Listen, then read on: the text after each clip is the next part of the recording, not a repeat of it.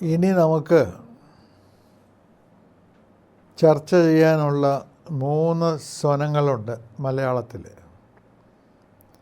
ഒന്ന് വകാരമാണ്, പിന്നെ ഒന്ന് ഴകാരം, ഇനി ഒന്ന് യകാരം. ഇതൊക്കെ ബന്ധപ്പെട്ട സ്വനങ്ങളാണ്. എങ്ങനെയാണ് ബന്ധപ്പെട്ടതെന്ന് ചോദിച്ചാൽ, പുറത്തേക്ക് വരുന്ന വായു ഒരു തടസ്സവുമില്ലാതെ ഒഴുകുന്നു. അതേ സമയത്ത് സ്വരങ്ങളുടെ പോലെ അത്രയും സുഗമമായിട്ടല്ല ഈ വായുവിൻ്റെ ഒഴുക്ക്.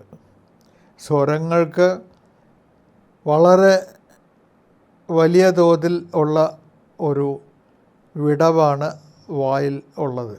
പക്ഷേ ഇതിൻ്റെ കാര്യത്തിൽ അങ്ങനെയല്ല.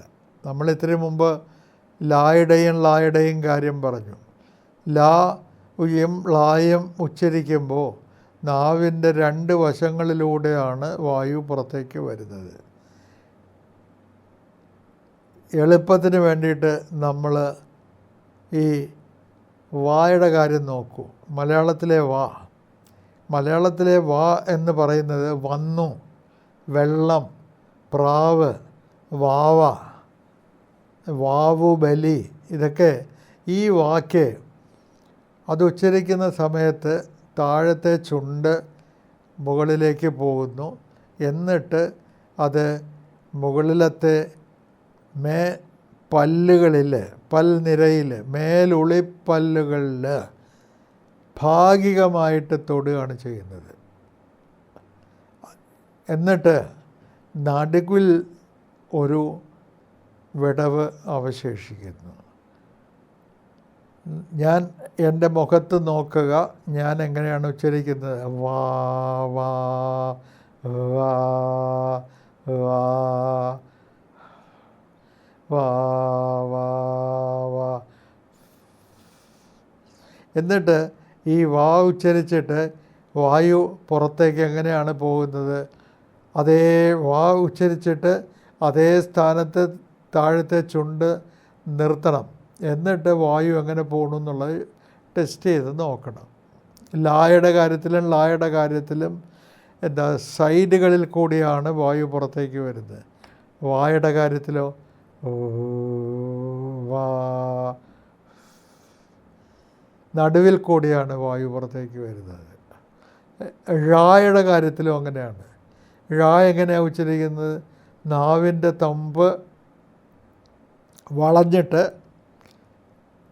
മുകളിലോട്ട് ഉയരണം. ഉയർന്നു കഴിഞ്ഞിട്ട് ആ ഉയർന്ന് നിൽക്കുന്ന നാവിൻ തുമ്പിൻ്റെ മുകളിലൂടെ വായു പുറത്തേക്ക് ഒഴുകണം. മനസ്സിലായില്ലേ? ഴാ ഴാ ഴാ ഴാ ഴാ ഴാ ഴാ എന്ന് ഉച്ചരിച്ചിട്ട് അതേ സ്ഥാനത്ത് നാവ് നിലനിർത്തിക്കൊണ്ട് വായു പുറത്തേക്ക് ശബ്ദം പുറപ്പെടുവിക്കാതെ ഒഴുകാനായിട്ട് സമ്മതിക്കുക. അപ്പോൾ നമുക്ക് ഴായുടെ രീതി എന്താണെന്ന് മനസ്സിലാവും. ഴാ ഴാ ഴാ ഴാ ഴാ ഴാ. ഇനി യായുടെ കാര്യത്തിലോ അത് തന്നെയാണ് സംഭവിക്കുന്നത്. യാ യാ യാ പായ്.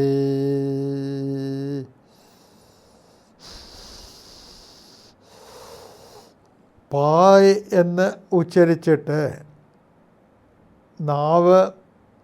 നാവിൻ്റെ നടുഭാഗം അത് മുകളിലേക്ക് ഉയർന്ന് അങ്ങനെ നിൽക്കുകയാണ്. നമ്മളത് താഴാൻ സമ്മതിക്കുന്നില്ല. എന്നിട്ട് നമ്മൾ വായു അകത്തേക്ക് വലിച്ചു നോക്കൂ. പായ്.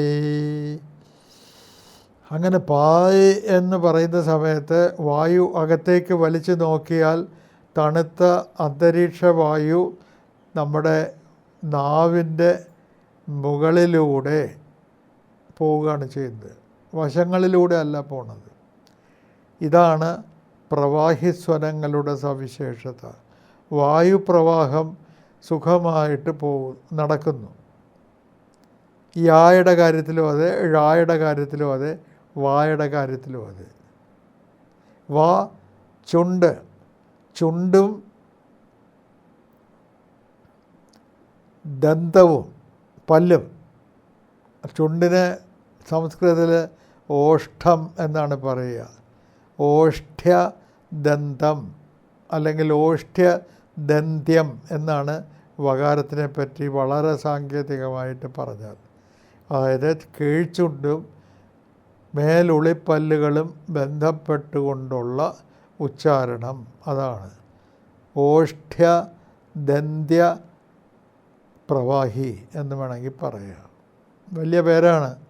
നിങ്ങൾ അതൊക്കെ ഓർത്തിരിക്കണമെന്നൊന്നും ഞാൻ പ്രതീക്ഷിക്കുന്നില്ല. പക്ഷേ വളരെ സൂക്ഷിച്ച് ശ്രദ്ധിച്ച് ഇതൊക്കെ മനസ്സിലാക്കുന്നവർക്ക് വേണമെങ്കിൽ ശ്രദ്ധിക്കാവുന്ന ഒരു വാക്കാണ്. ഇനി ഴായുടെ കാര്യമാണെങ്കിലോ, വായുടെ മേൽത്തട്ടിന് ഒരു പേരുണ്ട്, മൂർധാവ്. മൂർധാവ് എന്ന് വെറുതെ പറഞ്ഞാൽ ശിരസ് എന്ന് അർത്ഥമുണ്ട്. പക്ഷേ ഇതല്ല, ഇത് വായുടെ മേൽത്തട്ടിനുള്ള ഒരു പേരാണ്. ഇത് 5000 കൊല്ലമെങ്കിലും പഴക്കമുള്ള നമ്മുടെ ഗ്രന്ഥങ്ങളിൽ, പ്രാതിശാഖ്യങ്ങളിൽ പറഞ്ഞിട്ടുണ്ട്. അത്ര വക്ത്രവിവര ഉപരിഭാഗോ വക്ഷ്യത്തെ. അത്ര മൂർധാശബ്ദേന, ഇവിടെ മൂർധ എന്ന ശബ്ദം കൊണ്ട് വക്ത്രവിവര ഉപരിഭാഗോ വക്ഷ്യത്തെ. വക്ത്രം എന്ന് പറഞ്ഞാൽ വായ്, അത് വിവരം എന്ന് പറഞ്ഞാൽ ഒരു ദ്വാരം. വായ് എന്ന ദ്വാരത്തിൻ്റെ അല്ലെങ്കിൽ ഗുഹയുടെ ഉപരിഭാഗമാണ് പറയുന്നത്. എത്ര കൃത്യമാണെന്ന് നോക്കുക.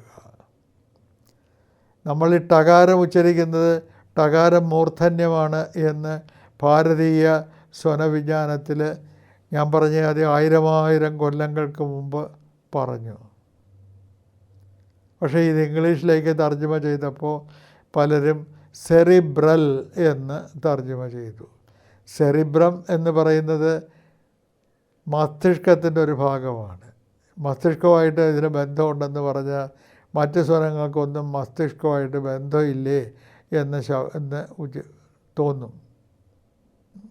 അപ്പം മൂർധാവ് എന്ന് പറഞ്ഞാൽ വക്ത്രവിവരോപരിഭാഗമാണ്, വായുടെ മുകൾ ഭാഗമാണ്, വായുടെ മേൽത്തട്ടാണ് എന്ന് നമ്മൾ മനസ്സിലാക്കണം.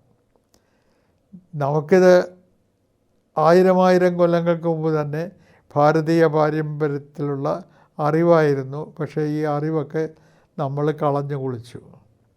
അതാണ് സംസ്കൃത പരിചയമില്ലാതായി. സംസ്കൃത പരിചയമില്ലാതായിട്ട് സംസ്കൃത വ്യാകരണം പോലും ഇംഗ്ലീഷിൽ കൂടി നമ്മൾ മനസ്സിലാക്കാൻ ശ്രമിച്ചു. അപ്പോൾ എന്ത് സംഭവിച്ചു? സംസ്കൃത വ്യാകരണവും സംസ്കൃത സ്വനവിജ്ഞാനവുമൊക്കെ ഇംഗ്ലീഷുകാർക്ക് മനസ്സിലായിടത്തോളം അവർ എഴുതി വച്ചിട്ടുള്ളത് നമുക്ക് ഇവിടെ വായിച്ച് മനസ്സിലാക്കാൻ ശ്രമിച്ചു. നമുക്ക് മനസ്സിലായിടത്തോളം ഇവിടുത്തെ ഗുരുനാഥന്മാർ പോലും അത്രയും മാത്രം ശ്രദ്ധിക്കുന്നുള്ളൂ എന്ന് വന്നുകൂടി എന്നുള്ളത് ആണ് നമ്മുടെ സ്വനവിജ്ഞാന പഠനത്തിൽ സംഭവിച്ച ഒരു ദുരന്തം. ഞാനിത് ആനുഷംഗികമായിട്ട് കൂട്ടത്തിൽ പറഞ്ഞു പോയി എന്നേ ഉള്ളൂ. ആനുഷംഗികമായിട്ടെന്നുള്ളത് ഇത്തിരി കട്ടിയായിപ്പോയി. സംസ്കൃതം പറഞ്ഞ് ആ വാക്ക് വന്നു പോയതാണ്. കൂട്ടത്തിൽ ഇതും കൂടെ പറഞ്ഞു എന്നേ ഉള്ളൂ. അപ്പോൾ നമ്മൾ ഴ എന്ന് പറഞ്ഞാൽ എന്താ? മൂർധന്യ പ്രവാഹി എന്ന് വേണമെങ്കിൽ പറയാം. മൂർധന്യവുമായിട്ട് നാവിൻ്റെ തുമ്പ് അടുത്ത് നിൽക്കണം. എന്നിട്ട് നാവിൻ്റെ തുമ്പിൻ്റെ മുകളിൽ കൂടി വായു സുഖമായിട്ട് ഒരു തടസ്സവുമില്ലാതെ പ്രവഹിക്കണം. വശങ്ങളിൽ കൂടി പ്രവഹിക്കുന്നില്ല. അതുകൊണ്ടാണിത് ഭാഗിക തടസ്സം എന്ന് പറയുന്നത്.